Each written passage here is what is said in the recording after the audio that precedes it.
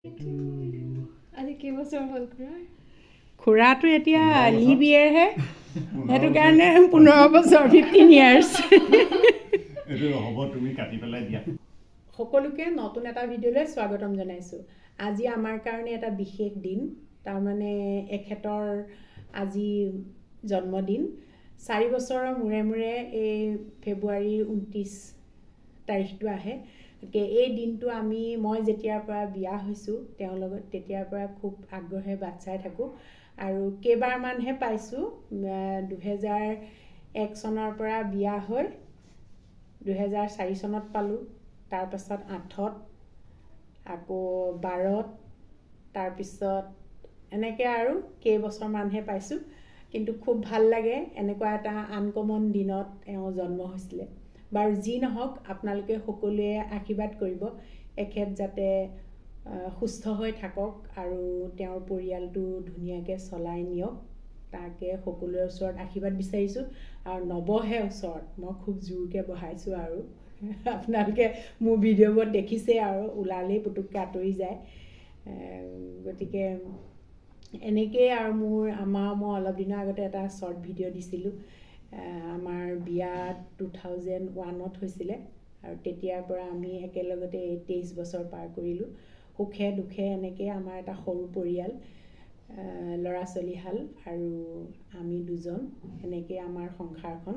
অৱশ্যে মই যেতিয়া বিয়া হৈ আহিছিলোঁ তেতিয়া সম্পূৰ্ণ এখন ঘৰ পাইছিলোঁ। শহুৰ শাহুৰ আছিল, বৰজনাৰ আছিল, দেওৰ আছিল আৰু দুগৰাকী জেশাহু, তেখেতসকলক অৱশ্যে বিয়া দিয়া হৈছিল। কিন্তু হ'লেও এই পৰিয়ালটো খুব মৰমৰ আছিল, মোক খুব ধুনীয়াকৈ আঁকোৱালি ল'লে। মোৰ শাহু যিগৰাকী আছিলে তেখেত একদম মোৰ মাতকৈও মোক বেছি মৰম কৰে। মই তেখেতৰ কথা ক'বলৈ পালে খুব ভাল পাওঁ, কাৰণ মই একদম নজনাকৈ বিয়া হৈছিলোঁ। উপযুক্ত বয়সতে বিয়া হৈছিলোঁ, কিন্তু মই বহুত কাম নেজানিছিলোঁ বা এখন ঘৰ কেনেকৈ পৰিচালনা কৰিব লাগে সেইখিনি নেজানিছিলোঁ। মোক শাহুৱে গোটেইখিনি শিকালে, মোৰ জেশাহু দুগৰাকীয়ে মোক বহুত সহায় কৰিলে। মই যিবোৰ কাম নেজানো তেখেতসকলে মোক ধুনীয়াকৈ সহায় কৰি আগবঢ়াই শিকাই বুজাই মোক আজি এইখিনিত পোৱালেহি। সেইকাৰণে এগৰাকী মোৰ জেশাহু নাই, ইতিমধ্যে তেখেত আমাৰ মাজৰ পৰা নাই। তেখেতক মই বহুত ধন্যবাদ দিম আৰু তেখেতৰ ওচৰত মই সদায় চিৰকৃতজ্ঞ। তেওঁ মোক বোৱাৰী হিচাপে নহয়, মোক ভণ্টি হিচাপে মোক যিখিনি কাম মই জানিব লাগে সেইখিনি মোক তেখেতে শিকাইছিলে। আৰু লগতে ডাঙৰ বাইদেউ, মানে বৰ্তমান তেখেত আছে, সেই ডাঙৰ বাইদেৱেও মোক বহুত শিকালে আৰু ভিনদেউহঁতেও মোক যথেষ্ট মৰম কৰে। মোক শাহুমা, শহুৰ দেউতা সকলোৱে মোক যথেষ্ট মৰম কৰিলে আৰু যিখিনি কাৰণে মই এতিয়া মোৰ পৰিয়ালটো ধুনীয়াকৈ চলাই নিব পাৰিছোঁ। গতিকে এনেকুৱা এটা পৰিয়াল পোৱাটো মোৰ কাৰণে খুবেই সৌভাগ্য আছিল। আৰু আমি সঁচাকৈ আপোনালোকক মই কথা এটা ক'বলৈ পালে ভাল পাওঁ যে আমি নিজে সুখত থাকিবলৈ হ'লে নিজেও কিছুমান ত্যাগ কৰিব লাগিব। গতিকে অকল নিজৰ কথাটো চিন্তা নকৰি আমি যদি সমূহীয়াকৈ আমাৰ প্ৰত্যেকৰ পৰিয়ালৰ প্ৰত্যেকৰে কথা চিন্তা কৰোঁ, তেতিয়াহ'লে আমি ক'ৰবাত অকণমান সুখ বিচাৰি পাওঁ। আৰু মোৰ সংসাৰখনো তেনেকুৱা। গতিকে এওঁৰ লগত আজি 23 বছৰে এনেকৈ ধুনীয়াকৈ চলাই গৈ আছোঁ। আৰু এতিয়া যিমানবোৰ বনাবলৈ শিকিছোঁ বা ৰান্ধিবলৈ শিকিছোঁ, মোৰ শাহুমা এগৰাকী খুব পাৰ্গত গৃহিণী আছিলে। তেখেতে খুব ধুনীয়া ৰন্ধা বঢ়া কৰিছিলে। তেখেতৰ পাচলি কটা, প্ৰত্যেকবিধ পাচলিয়ে খুব ধুনীয়াকৈ কাটে। শাক হওক, পাচলি হওক, মই তেওঁৰ পৰা শিকিছোঁ। কাৰণ মই ভেন্দি কাটি ধুই পাইছোঁ, মই তেতিয়ালৈকে নেজানো যে ভেন্দি কটা পাছত যে ধুব নালাগে। মোৰ শাহুমাই সেইবোৰতো অকণমানো খং কৰা নাছিল, ধুনীয়াকৈ শিকাই দিছিল।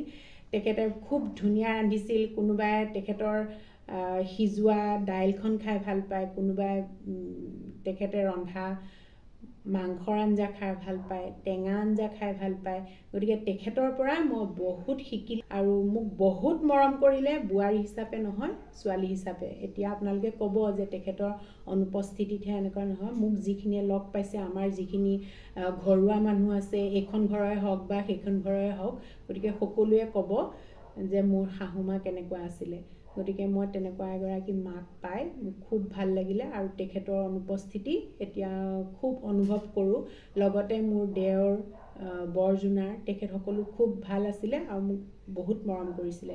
মোৰ দেওৰ যিজন আছিলে তেওঁলোকক আমাক যিখিনিয়ে চিনি পায় তেখেতসকলে জানেই তেখেতক বিষয়ে মই এদিন বেলেগকৈ ক'ম তেওঁৰ বিষয়েও ক'বলগীয়া বহুত কথা আছে যদি আপোনালোকে বিচাৰে তেতিয়াহ'লে মোৰ দেওৰটোৰ বিষয়ে আপোনালোকক পাছৰ ভিডিঅ'ত জনাম তেখেতৰ জন্মদিন বুলি পুৱাই গোঁসাই আগত অকণমান পায়স আগ কৰিছিলোঁ সেই পায়সকণ বনাবলৈ এয়া ক'লা চাউলে লৈছিলোঁ গাখীৰৰ লগত পায়সকণ বনাই মেলি গোঁসাই আগত দি প্ৰাৰ্থনা এভাগ গালোঁ তাৰপাছত আজি বৃহস্পতিবাৰ নামঘৰলৈ গ'লোঁ নামঘৰতো সেই এওঁৰ হৈ চাকি বন্তি এগছ দিলোঁ দি পেলাই নামঘৰৰ পৰা আহি ল'ৰা আৰু ছোৱালীয়ে দুয়োটাই মিলি দেউতাকৰ কাৰণে কেক এটা আনিলে আৰু সেই কেকটোৱে কাটি জন্মদিনটো সামৰিলোঁ আৰু অনাগত দিনবোৰ এখেতৰ লগতে আমাৰ পৰিয়ালটোৰ যাতে ভাল হয় তাৰ কাৰণে পুনৰবাৰ আপোনালোকে আমাক আশীৰ্বাদ কৰিব আৰু আজি এই চেগতে আকৌ ক'ব খুজিছোঁ